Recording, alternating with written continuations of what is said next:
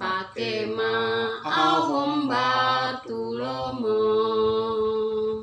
Molodang ho Tuhan maringanan Dia, diri kondang marar gabei.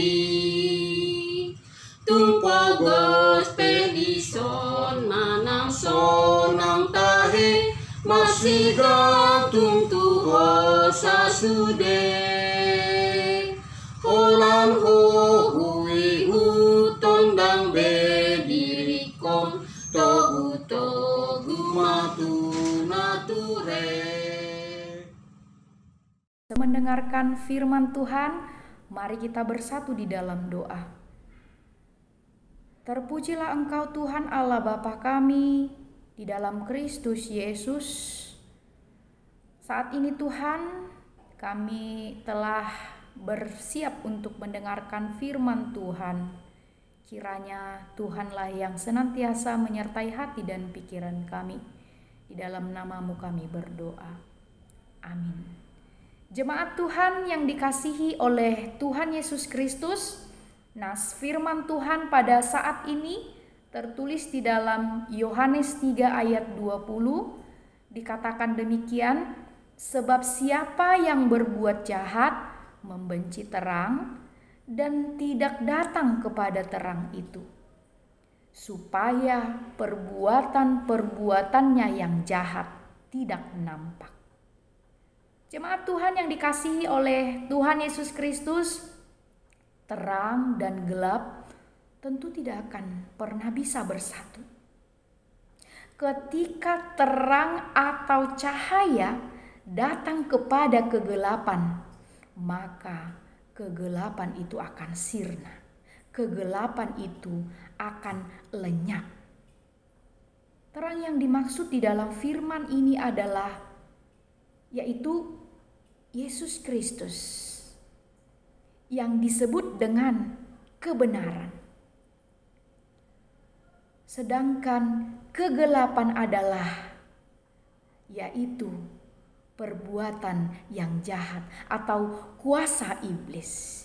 Jadi tentu perbuatan yang baik dengan perbuatan yang jahat, gelap dan terang tidak akan pernah bisa bersatu. Jemaat Tuhan yang dikasihi oleh Tuhan Yesus Kristus, sebagai orang Kristen tentu hidup kita harus keluar dari gelap menuju terang. Kristus telah datang ke dunia ini.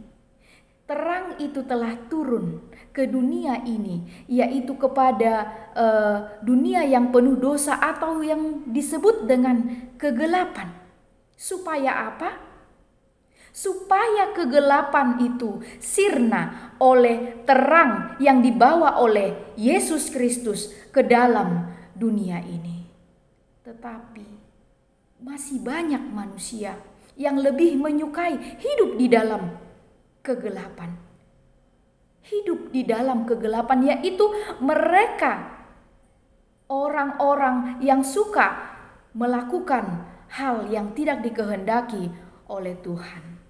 Jemaat Tuhan yang dikasihi oleh Yesus Kristus, dalam hidup ini kita selalu diperhadapkan dengan pilihan antara terang dan kegelapan, antara kebenaran dan dosa. Yang manakah yang kita pilih di dalam hidup kita?